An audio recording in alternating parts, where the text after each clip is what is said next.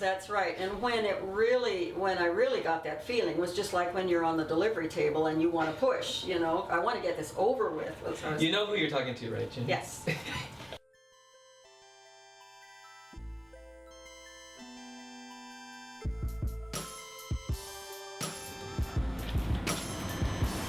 And welcome to Going Home.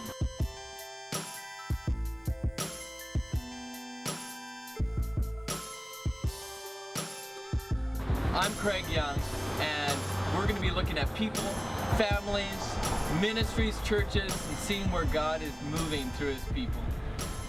I think the central theme is that human beings have choices to make, and that those choices are important, and they lead them in one place or another. And the choices are often limited, and sometimes people have choices, none of which they want, but they're forced to make choices.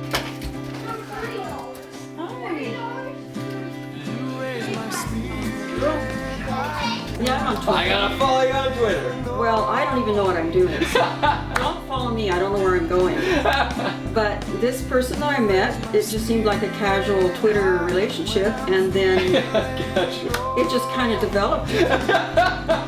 No, just people who've never grown up with a Christian background who are lonely for something, but they don't know what it is. We've got grandkids. Yeah. And I'm hoping, I was actually talking to Adrian. The big support was prayer support. I know there were certain people that just kind of caught the vision for what I was doing, and they would pray for me, and I think that's the biggest thing that you can do. Minus 250, that was almost minus 1,000, that one. What is this score? How does this work? Okay, welcome. This is Going Home, and we're in a home. This is a Jack's home, and it's so good. Yes, this is Going Home. No black background, but we're here and we're live. We're in Vancouver on the North Shore, here with a great friend, Ginny Jacks. Thank you so much for allowing us to be here and to talk a bit about your journey and Zenobi's journey as well too in this project, this book project. And tell me, how did you get started? A bit of the background first. What brought you at the beginning of this journey? Well, it's a long journey, because I think it was over 35 years ago that I got the idea, and I think a lot of writers get ideas for stories from what-if questions. Right. And I thought, what if, I know Jesus is coming back someday to set up His kingdom on earth, and I thought, what if not everyone was on earth when it happened? What if some human beings were in outer space? When Jesus came back, what would they do? What would they see? So that's a bit of this story. Yeah. That's what you're... It starts pretty close to the beginning, is in outer space. They're on a space station when Jesus comes back, and they see what looks like the world exploding in a nuclear holocaust. So they think it's destroyed. They have two choices. They can stay on the space station until the supplies run out and then die, or they can return to Earth in the shuttle. It's been pre-programmed, and they can die in the radiation on Earth. So those are the choices that they have at the beginning of the book. That's awesome, and had a chance to just begin. It's a fast journey. There's lots of things that are happening very quickly. And so just to back up a little bit, what were some of the things that, where you finally got to that moment, you're like, you know what? I'm going to start writing a book. How did that transpire? It's very interesting, because I wrote a few pages 35 years ago, put them under my bed, thinking when I couldn't sleep at night I'd write some more. But I had 2 toddlers and I slept well, so I didn't really get to it until it was in my filing cabinet. And I had read a book called Life After God by Douglas Copeland, who's actually a West Vancouverite originally. And I read it, and the last page of the book, he's obviously really lost in his thinking and honest about it. The last page of his book, he says, now I'm going to tell you something that I will never say again, so I hope you are in a quiet place. And he said, the truth is, I need God. And then he began listing all the reasons why he needed God. He couldn't love, all of these things.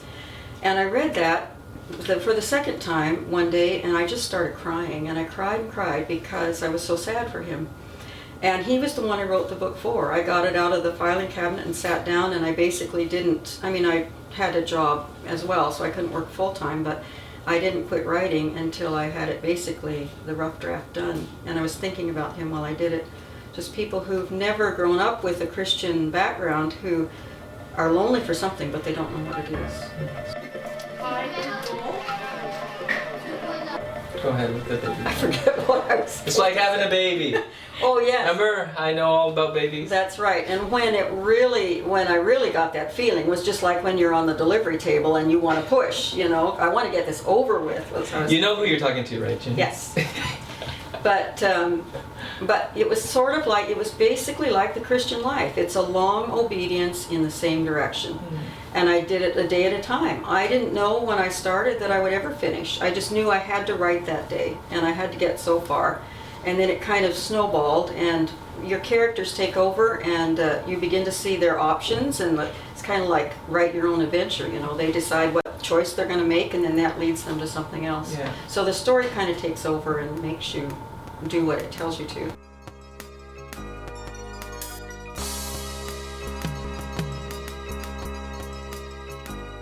Talk to us a little bit about just the support structure that you had for this book. What are some of the pieces in that?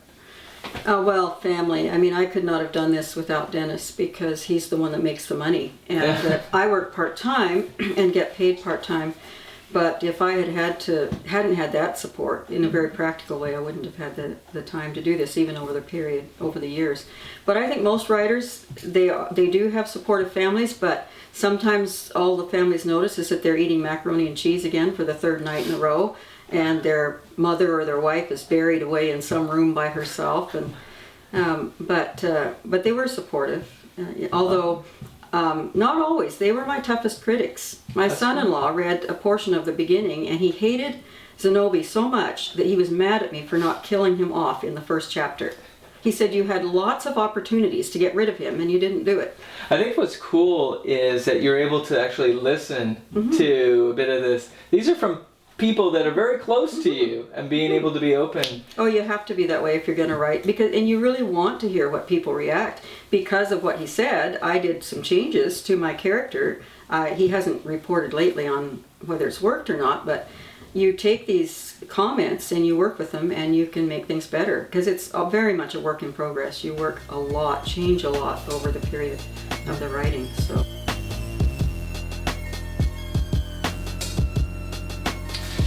In reading through one of your book reviews from a critic, one of the things that they pointed out, this individual seemed to not be a Christian and felt as though that you were sort of speaking down to people that weren't Christian. How do you respond to that? I could see her point of view, because, I mean, anyone who disagrees with me and sounds very confident in what they're saying, it's easy to think they're being condescending. I think condescension is really hard to judge because it's a heart thing. And I wasn't deliberately being condescending, but I could see how someone who didn't believe would feel like they were being preached to, and that's a condescending feeling. So I understood where she was coming from, but I think the fact that she didn't know Jesus made a difference in how she read that part of it. And she had good things to say about other things. She was very fair and objective, even though she didn't agree with the theology. So I was pleased that she was so honest. But you've also had gotten responses from people that aren't Christian and have said some great things about the book. I'm kind of surprised, and I'm glad, because I was writing for a secular audience, even though it's a Christian topic. And that's one reason why I had a hard time getting a publisher. That's why I decided to self-publish, because it kind of fell between the cracks. It wasn't a secular book, but it wasn't a Christian book either, because I tried to write it in a way that would appeal to Douglas Copeland. But I'm pleasantly surprised that my non-Christian friends who have read it, people who are non-Christians, respond to the story. They say the story is great, and my son-in-law, who's not a believer, said that the religious parts didn't interfere with the story at all. So I thought that was high praise. Yeah, absolutely. But they're there, and he noticed that.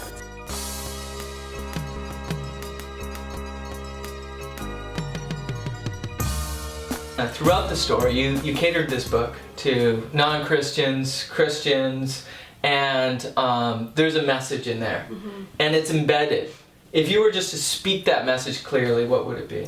Wow, They're developed in the process a number of different themes. It's kind of complicated with subplots, so forth, but I think the central theme is that human beings have choices to make and that those choices are important and they lead them in one place or another. And the choices are often limited, and sometimes people have choices, none of which they want, but they're forced to make choices. And that's what happened with Zenobi. He was used to being in control of his life, but he gets into a situation where he has no control, and he's forced by his circumstances to make choices that he doesn't want to make.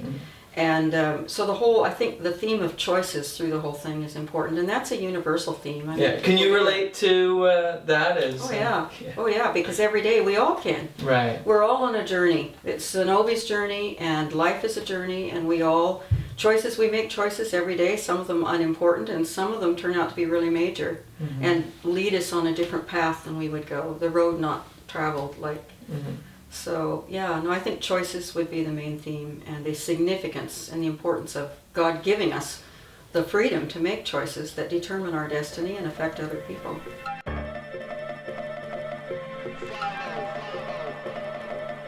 One of the things that I think is probably something that you experienced during the writing of this book is along social media and being a part of Facebook and that sort of thing. It's taking over my life. Yeah. Yeah. Does that play a role in the networking and the marketing of the book? It does, but you never know how or what's going to be important. You make a friend. I made a friend last week on Twitter that I just... You're on Twitter? Yeah, I'm on Twitter. I gotta follow you on Twitter. Well, I don't even know what I'm doing. So don't follow me. I don't know where I'm going.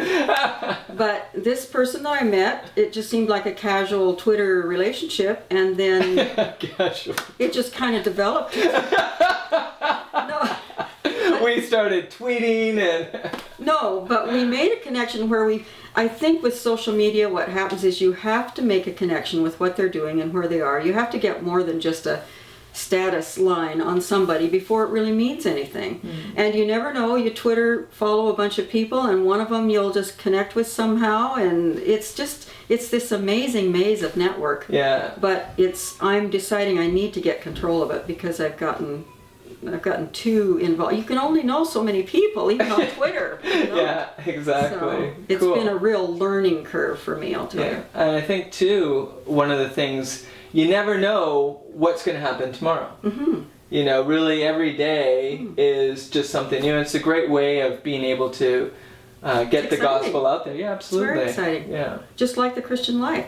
I mean, everybody, whether you write a book or not, you've got a life, you've got a purpose that God wants you to do, and it's exciting because you never know where it's going to take you. So there we go. Another episode of the Going Home Show, another week, and we've learned about Zenobi's journey, and you can purchase this. This is pretty cool. Thank you so much for being here, Ginny, and just being so honest and transparent about your journey and being able to share a little bit about the challenges, but also some of the things that God has shown you on your journey. Hey, I have one last question. Ginny Jax, where are you going? I'm going home.